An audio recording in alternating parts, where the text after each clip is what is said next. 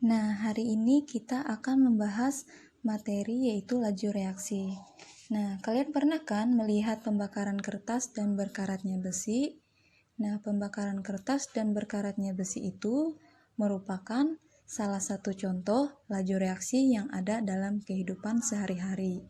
Untuk pembakaran kertas merupakan contoh laju reaksi yang berlangsung cepat, sedangkan berkaratnya besi merupakan contoh laju reaksi yang lajunya lambat. Nah, di sini A itu kita misalkan sebagai reaksinya, sedangkan B ini sebagai produknya. Untuk laju reaksi itu sendiri, pengertiannya berkurangnya konsentrasi reaksi ini atau bertambahnya konsentrasi produk per satuan waktu. Jadi bisa kita tuliskan di sini berkurangnya konsentrasi A per satuan waktu delta T. Sedangkan untuk produknya bertambahnya konsentrasi produk, jadi bisa kita tuliskan seperti ini per satuan waktu delta T. Tanda minus ini, negatif ini menandakan berkurangnya konsentrasi A per satuan waktu yaitu delta T. Untuk tanda positif ini menandakan bertambahnya konsentrasi B per satuan waktunya. Untuk mencari konsentrasi itu menggunakan rumus molaritas, di mana mol per liter. Untuk satuan dari molaritas itu sendiri yaitu mol per liter. Sedangkan untuk satuan mol yaitu mol atau milimol. Sedangkan untuk liternya satuannya yaitu liter atau mililiter. Nah, bisa dilihat di gambar ini. Pada molekul A, di saat masih belum bereaksi atau waktunya masih 0, molekul A ini masih banyak. Sedangkan seiring bertambahnya waktu, molekul A ini semakin berkurang. Nah, bisa dilihat di gambar ini. Pada gambar yang kedua, waktunya menunjukkan 10 detik. Setiap 10 detik, laju molekul A ini semakin berkurang. Sedangkan untuk molekul B, seiring bertambahnya waktu, molekul B ini semakin bertambah. Nah, bisa dilihat di grafik ini, untuk molekul A-nya itu grafiknya turun. Jumlah molekulnya seiring bertambahnya waktu, molekul A ini semakin turun. Sedangkan untuk molekul B, seiring bertambahnya waktu, grafik molekul B ini naik. Nah, bisa kita lihat setiap 10 detik hingga 50 detik molekul B ini semakin naik. Jadi, seperti ini tadi, berkurangnya konsentrasi reaksi molekul A atau per delta T atau bertambahnya tadi konsentrasi B per satuan waktunya. Nah, di sini ada salah satu contohnya, yaitu A plus B menghasilkan C plus D. Nah, di sini kita kasih koefisiennya dulu ya.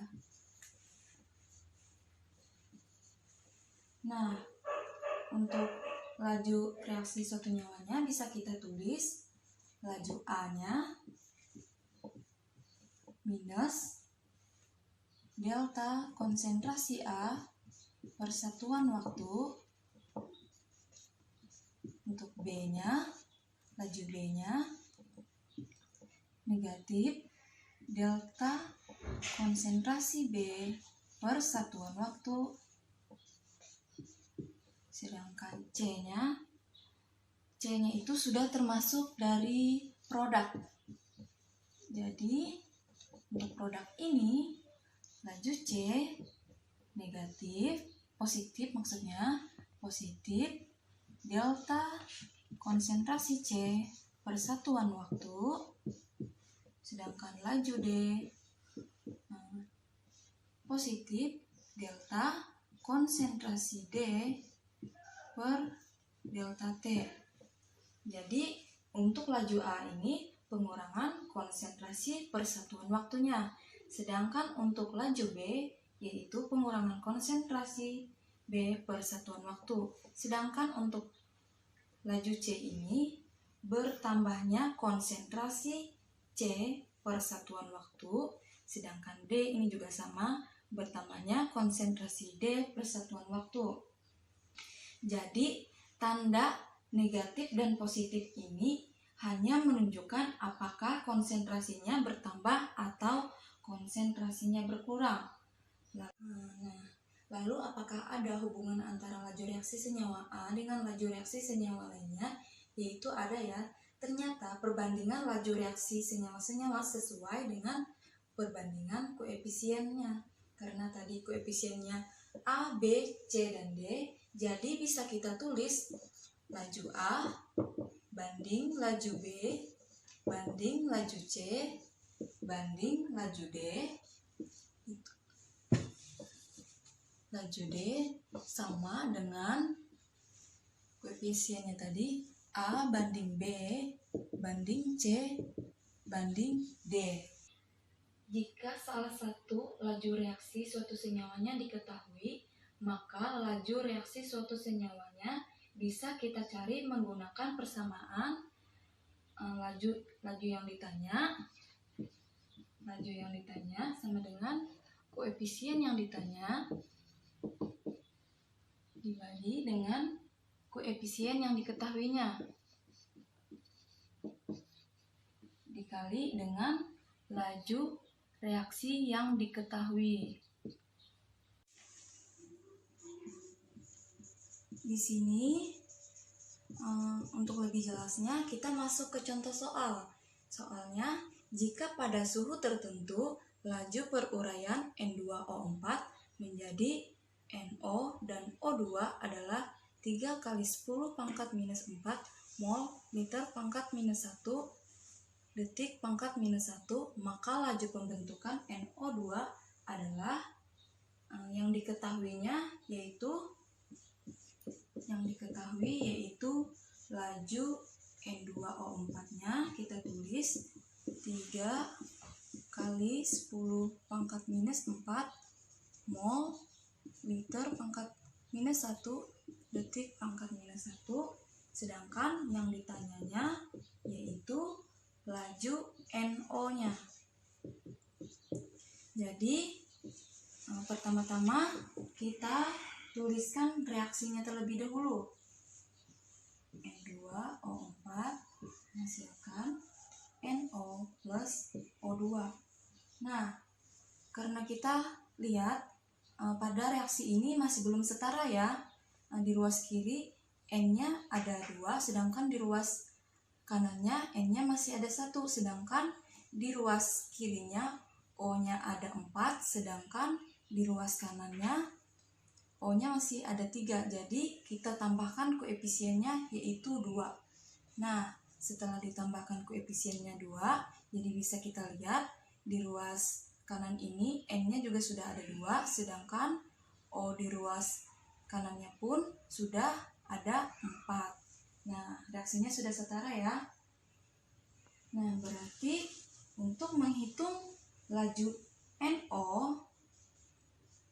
yaitu menggunakan rumus yang tadi, yaitu di mana koefisien yang ditanya dibagi dengan koefisien yang diketahui. Koefisien yang ditanya tadi yaitu NO ini 2, sedangkan koefisien yang diketahui yaitu N2O4-nya 1 dikali laju yang diketahui yang ini 3 kali 10 pangkat minus 4 ini. Jadi 2 per 1 kali 3 yaitu 6. 6 kali 10 mol liter second. Nah, di sini kita masuk ke contoh soal yang kedua, yaitu sebanyak 0,7 mol di nitrogen pentoksida dipanaskan dalam ruang 5 liter sehingga terurai membentuk NO2 dan O2 menurut persamaan reaksinya yaitu 2N2O5 menghasilkan 4NO2 plus O2. Dalam 20 detik pertama terbentuk 0,1 mol oksigen, maka laju peruraian N2O5-nya adalah, jadi bisa kita tuliskan dulu yang diketahuinya. Yang diketahui yaitu mol N2O5-nya, itu N2O5-nya 0,7 mol, volumenya itu 5 liter, sedangkan untuk suhunya yaitu 20 detik tadi. Dan untuk mol O2-nya setelah 20 detik tadi kan membentuk oksigen, jadi mol O2-nya yaitu 0,1 mol. Yang ditanya yaitu laju peruraian N2O5-nya. Nah,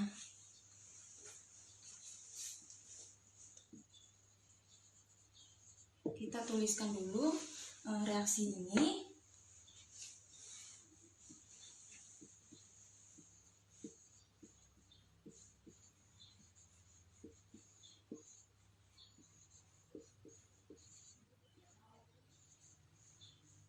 Di sini kita tuliskan dulu mula-mulanya, reaksi, dan sisa. Nah, untuk mula-mulanya tadi kan sebanyak 0,7 mol dinitrogen pentoksida. Jadi mula-mulanya N2O5 ini yaitu 7 mol. Sedangkan untuk NO2 dan O2 ini masih belum ada karena reaktan tadi kan masih belum membentuk produk. Jadi awalnya masih tidak ada ya. Lalu setelah 20 detik maka terbentuknya 0,1 mol oksigen. Jadi setelah 20 detik O2 ini terbentuk yaitu 0,1 molnya. Yang kan ini juga nggak ada. Nah, untuk mencari reaksinya ini bisa juga kita tarik seperti ini. Nah, kita bandingkan aja koefisiennya. Koefisien yang ditanyakan tadi kan N2O5-nya. Nah, 2 banding 1 koefisien yang diketahui kan. Nah, koefisien yang diketahui tadi kan O2-nya. Jadi dikali dengan yang ini. Jadi 0,1 sama dengan 0,2 mol. Jadi yang ditanyakan tadi kan laju peruraian N2O5. Untuk rumus mencari laju N2O5 itu yaitu konsentrasi N2O5-nya. O5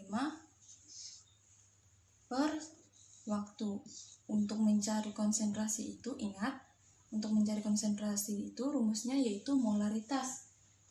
Jadi bisa kita hitung dulu molaritasnya. Molaritas N2O5-nya yaitu mol per volume. Untuk molnya tadi yaitu 0,2, yang ini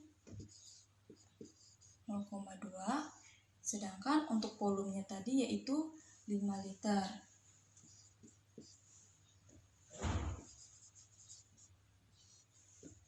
Jadi 0,2 dibagi dengan 5 liter, jadi nilainya 0,04 mol per liter. Nah, jadi kita masukkan konsentrasinya. Nah, untuk konsentrasi N2O5-nya yaitu 0,04 mol per liter.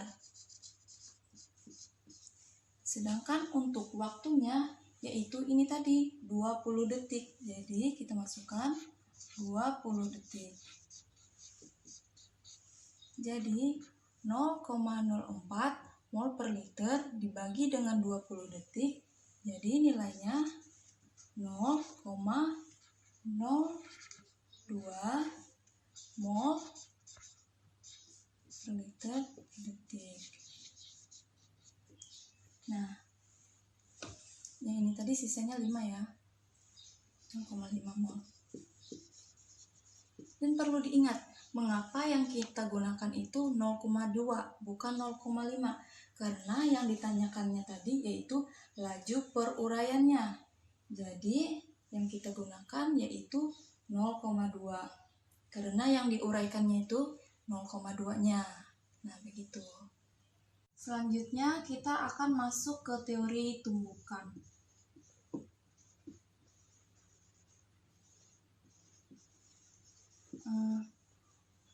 Reaksi itu akan berlangsung bila terjadi tumbukan-tumbukan antar partikel. Jadi, reaksi ini untuk menghasilkan produk, reaksi ini harus saling bertumbukan dulu, baru dia bisa menghasilkan produk. Nah, dan tidak semua tumbukan itu dapat menghasilkan produk. Perlu diingat, tidak semua tumbukan dapat menghasilkan produk. Karena syarat untuk menghasilkan reaksi itu yaitu tumbukannya harus efektif. Untuk tumbukan efektif itu sendiri, tumbukan efektif yaitu ada 2 syarat. Yang pertama, energinya harus cukup, dan yang kedua, posisinya tepat. Posisinya itu harus tepat.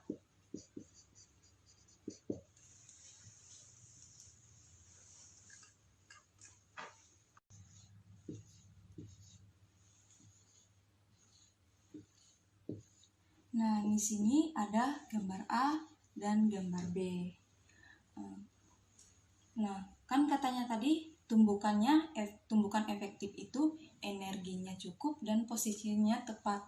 Di sini ada molekul yang berwarna hitam dan ada molekul yang berwarna putih ini. Nah, untuk posisinya tepat itu, molekul yang berwarna hitam ini harus bertumbukan dengan molekul yang warna putih ini, baru dia dapat menghasilkan reaksi atau produknya. Namun, untuk tumbukan yang posisinya tidak tepat, misalkan molekul A ini bertumbukan dengan molekul yang warna hitam ini bertumbukan dengan molekul yang berwarna hitam. Mereka ini berdua saling bertumbukan. Nah, tumbukan tersebut tidak dapat menghasilkan produk. Itu tidak dapat, yang ini bisa. Nah, seperti itu contoh dari posisinya yang tidak tepat. Selanjutnya untuk energinya yang cukup, yaitu ketika molekul yang berwarna hitam ini bertumbukan dengan yang putih ini, yaitu energinya cukup, sehingga molekul A dan molekul B, ini kita misalkan A aja, molekul A dan molekul B ini saling bertumbukan dan dia itu rekat sehingga dapat menghasilkan reaksi, menghasilkan produk maksudnya. Sedangkan untuk yang ini, ketika molekul yang berwarna hitam ini bertumbukan dengan molekul warna putih ini, mereka ini bertumbukan juga. Namun karena energinya tidak cukup, mereka itu saling bertumbukan, namun tidak rekat sehingga bisa saja tumbukannya ini terlepas, rekatannya ini terlepas, jadi tidak dapat menghasilkan produk. Jadi yang di gambar A ini, karena partikel yang A ini menabrak partikel B sehingga dapat menghasilkan reaksi, sehingga dapat menghasilkan produknya ini. Sedangkan untuk yang B, karena rekatannya tadi tidak cukup atau energinya tidak cukup, jadi tidak dapat menghasilkan energi karena energinya tidak cukup. Nah, selanjutnya kita akan masuk ke faktor-faktor yang mempengaruhi laju reaksi. Faktor-faktor yang itu terdiri dari konsentrasi, yang kedua ada luas permukaan, yang ketiga ada suhu, dan yang keempat ada katalis. Yang pertama kita bahas konsentrasinya terlebih dahulu. Konsentrasi. Untuk konsentrasi ini, semakin besar konsentrasi, maka semakin banyak jumlah partikel bereaksi sehingga semakin besar peluang terjadinya tumbukan. Nah, misalkan contoh, di sini ada bejana 1 dan bejana 2.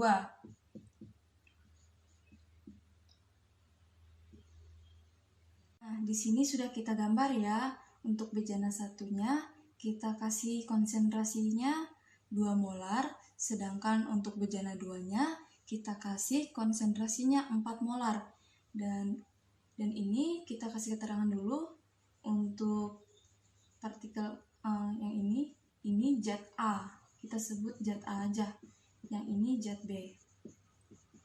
Jadi, ketika zat A dan zat B direaksikan dengan konsentrasi 2 molar, dan ini zat A dan zat B-nya direaksikan dengan 4 molar, maka pastikan reaksi yang lebih cepat itu yaitu yang konsentrasinya tinggi. Nah, kembali lagi kita ke pengertiannya tadi. Semakin besar konsentrasi bereaksi, semakin banyak jumlah partikel bereaksi, sehingga semakin besar peluang terjadinya tumbukan. Karena konsentrasi bejana yang kedua ini lebih besar, maka peluang terjadinya tumbukan antara zat A dan B ini lebih besar peluang terjadinya tumbukan. Sehingga bisa kita lihat dari kondisi gambar ini, reaksi yang berlangsung lebih cepat yaitu bejana B ini, karena konsentrasi bereaksi zatnya lebih besar. Nah, gitu. Nah, yang kedua kita masuk ke luas permukaan. Untuk luas permukaan itu sendiri, semakin luas permukaan, maka semakin besar peluang terjadinya tumbukan antar partikel. Nah, di sini kita ada kasih contoh. Misalnya lempeng magnesium. Di sini ada gambar antara 1 dan gambar 2. Di sini kan tadi ada gambar 1 dan gambar 2. Di sini kita kasih contohnya tadi lempeng magnesium. Untuk gambar yang satu ini, lempeng magnesiumnya kita bagi jadi 1 potong aja. Sedangkan untuk gambar 2 ini kita bagi menjadi beberapa bagian seperti ini. Nah, di sini ada zat-zat ya.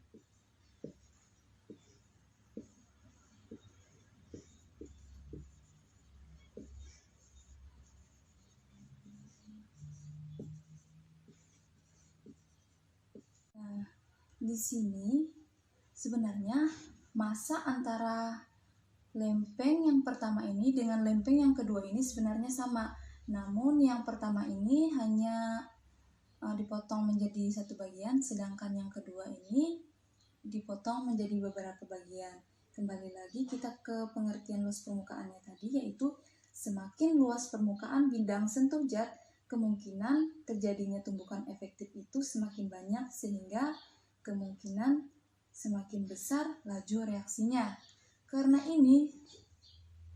ini luas permukaan bidang sentuh antar zatnya. Perlu diingat ya, bukan luas bendanya atau besar bendanya, namun luas permukaan bidang sentuh antar zatnya.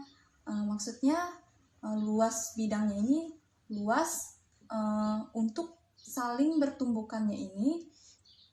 Karena semakin besar luas bidang sentuhnya, maka kemungkinan tumbukan antar zatnya ini semakin besar, sehingga luas permukaan bidang sentuh zatnya itu besar, sehingga laju reaksi yang lebih cepat itu yaitu ada pada bejana yang kedua gitu.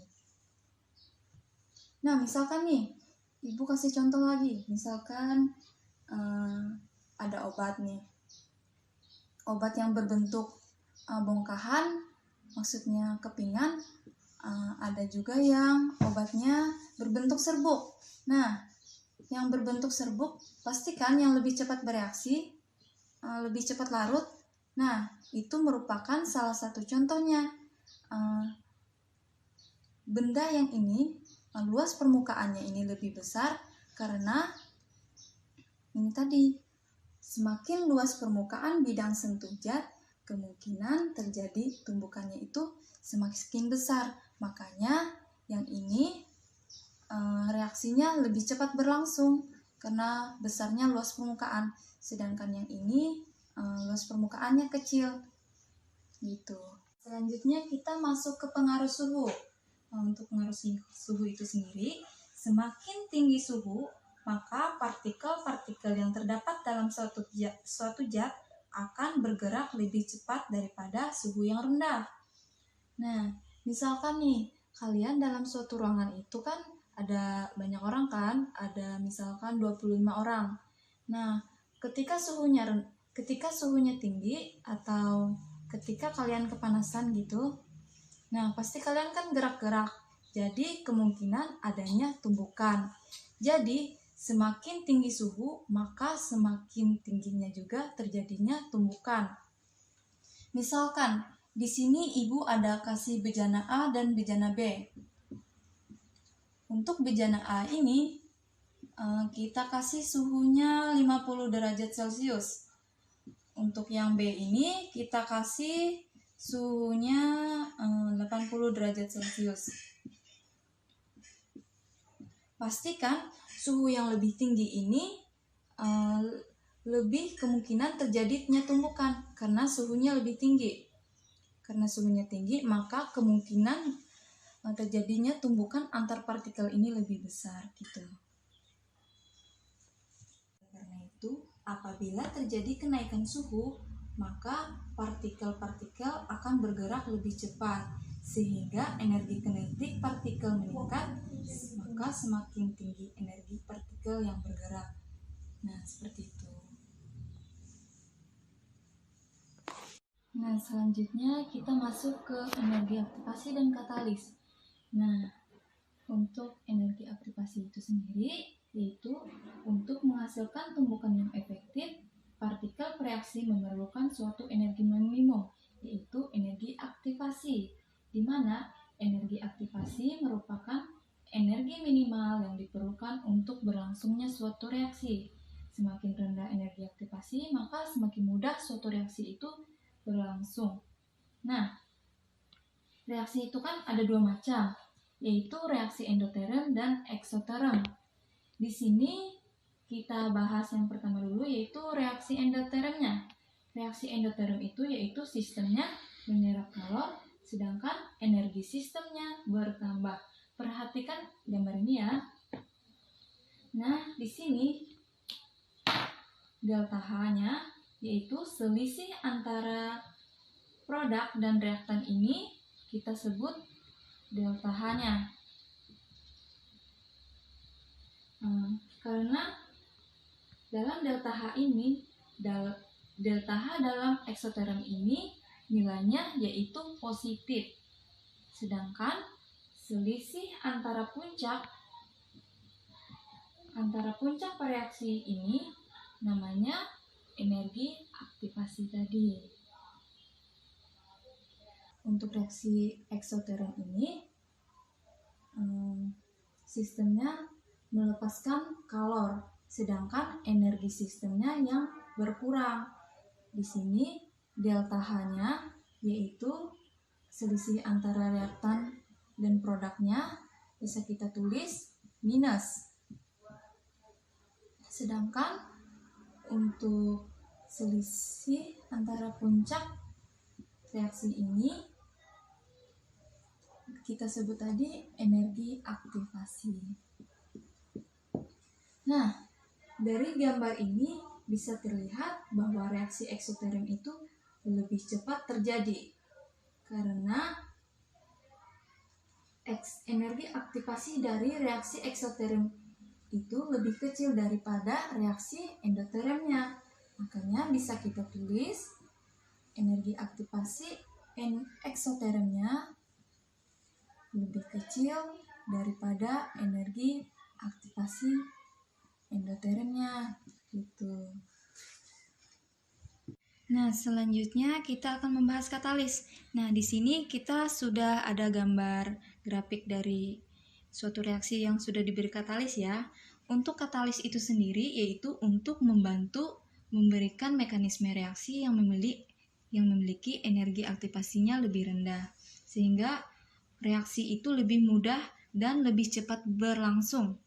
Nah, di sini kan yang pertama, berikut ini adalah grafik yang menunjukkan perbedaan energi aktivasi dari suatu reaksi yang menggunakan katalis dan tidak menggunakan katalis. Ini bisa dilihat grafiknya, awalnya ini tidak menggunakan katalis, sedangkan ini sudah menggunakan katalis.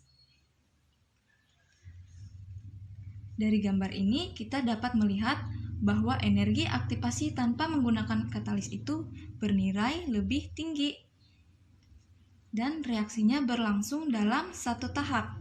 Sedangkan ketika menggunakan katalis, reaksinya berlangsung dengan menggunakan mekanisme lain, yaitu reaksinya berlangsung dalam dua tahap. Ini X dan Y ini reaksinya berlangsung dalam dua tahap. Yang dapat kita ketahui dari adanya dua puncak keadaan transisi lebih rendah, yang artinya reaksinya akan lebih mudah dan lebih cepat untuk berlangsung. Misalkan nih, untuk membakar kayu itu kan, ketika kayu dibakar itu kan agak sulit, agak lama kayunya untuk terbakar. Namun ketika diberi minyak tanah atau bisa juga kita sebut katalisnya, pasti untuk pembakaran kayu itu lebih mudah. Nah gitu, itu adalah salah satu contoh katalis yang ada dalam kehidupan kita sehari-hari. Nah seperti itu, katalis itu untuk mempercepat suatunya reaksi, namun tidak mengubah dari hasil reaksi itu sendiri. Nah seperti itu. Selanjutnya kita masuk ke materi selanjutnya, yaitu mengendalikan laju reaksi untuk mencegah kerusakan bahan makanan. Nah untuk mencegahnya itu ada 4. Yang pertama itu pada suhunya rendah, yang kedua itu bahan makanannya pada ruang bebas oksigen. Untuk yang selanjutnya itu penambahan asam atau garam pada makanan. Yang keempat yaitu penambahan bahan pengawet pada makanan. Untuk yang pertama ini contohnya menyimpan bahan makanan pada suhu rendah. Misalnya biasanya kan kita memasukkan makanan ke dalam kulkas, itu salah satu contoh yang pertama. Untuk yang kedua ini yaitu menyimpan bahan makanan pada ruang bebas oksigen. Nah contohnya itu yaitu makanan beku, contohnya sosis. Yaitu sosis beku itu akan dipres supaya menghilangkan udaranya dari bungkusnya itu, di bungkusan maksudnya. Selanjutnya untuk penambahan asam atau garam pada makanan. Nah ini salah satu contohnya yaitu ikan asin. Nah ikan asin itu diawetkan menggunakan garam. Nah agar ikannya itu tidak membusuk, makanya ditambahkan dengan garam. Nah, selanjutnya penambahan bahan pengawet pada makanan. Nah, ini sebenarnya hampir sama dengan yang ketiga. Ini salah satu contohnya yaitu pengawet alami ya. Salah satu contohnya yaitu ada gula. Kita bikin manisan atau asinan, yaitu menggunakan gula untuk mencegah terjadinya pembusukan. Nah, seperti itu.